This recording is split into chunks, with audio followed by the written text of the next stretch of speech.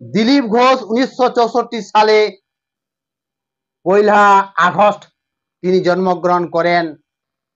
তার বয়স হচ্ছে 60-এর উপরে।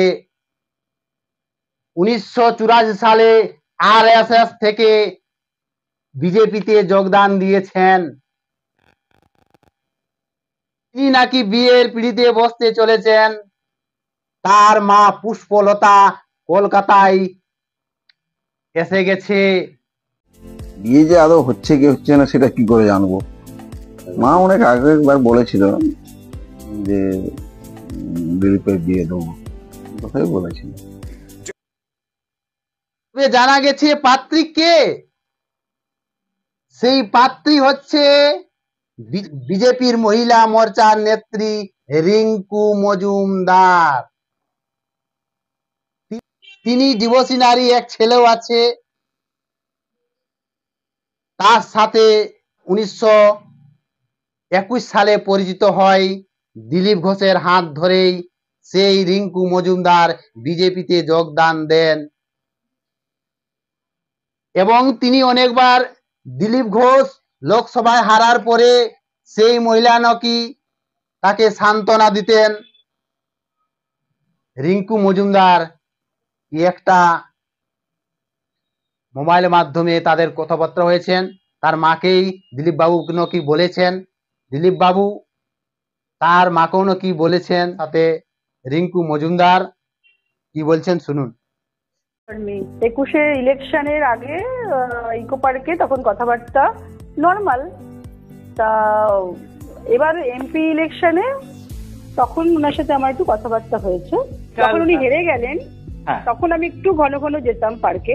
তখন মনে হলো এখন ওনার কাছে ভিড় কমে যাবে, পাওয়ারে তো মানুষ যখন থাকে তখন অনেক মানুষের ভিড় থাকে। তো এনিহাউ ওনাকে আমি মিড অফ সেপ্টেম্বর আমি যখন আমার সেটেলমেন্টের কথা ভাবি, তো ওনাকে আমি একটু জাস্ট প্রস্তাব দিই, কারণ আমার ক্রাইটেরিয়া ছিল নিউ টাউনের মধ্যে, আর তাকে পলিটিক্যাল হলে আমার পলিটিক্সটাকে সে অ্যালাউ করবে।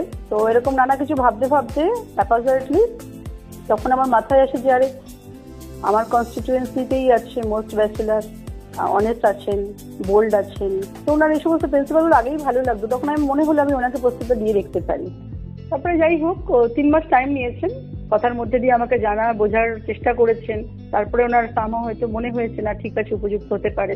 তারপরে মায়ের সাথে কথা বলেছেন, তারপরে আমাকে মতামত জানিয়েছেন। হ্যাঁ, সেই রিঙ্কু মজুমদার ইডেনে রিঙ্কু পরিবারের সাথে কথা পাকাপাকি হয়েছে। সেই রিঙ্কু মজুমদারের সাথে রেজিস্ট্রেশন বিয়ে হবে।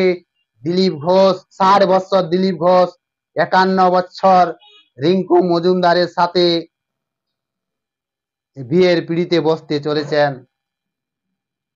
তাকে সংবাদ মাধ্যমে অনেকবার জিজ্ঞেস করা হয়েছে, দিলীপ বাবু আপনি নাকি বিয়ে করতে চলেছেন? তিনি কোনো হ্যাঁ কি না কোনো উত্তর দেননি। তিনি বলেছেন দেখা যাক না কি হচ্ছে, দেখা যাক না কি হচ্ছে। তবে যাই হোক, বিয়ে করছেন যেই বয়সে হোক, তাদের জীবন দাম্পত্য জীবন সুখী হয়ে উঠুক এই শুভেচ্ছা জানাই। বিধানসভা ভোট আসছে, সেই ভোটে তিনি তো কাজে লাগবেন। তার মা বয়স্ক,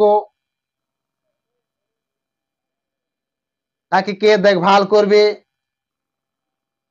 এসব ব্যাপার আছে। সেই ব্যাপারে নাকি দিলীপ বাবু বিয়ে করতে চলেছেন রিঙ্কু মজুমদারের সাথে। যাই হোক, তাদের দাম্পত্য জীবন সুখী হয়ে উঠুক এই শুভেচ্ছা জানাই।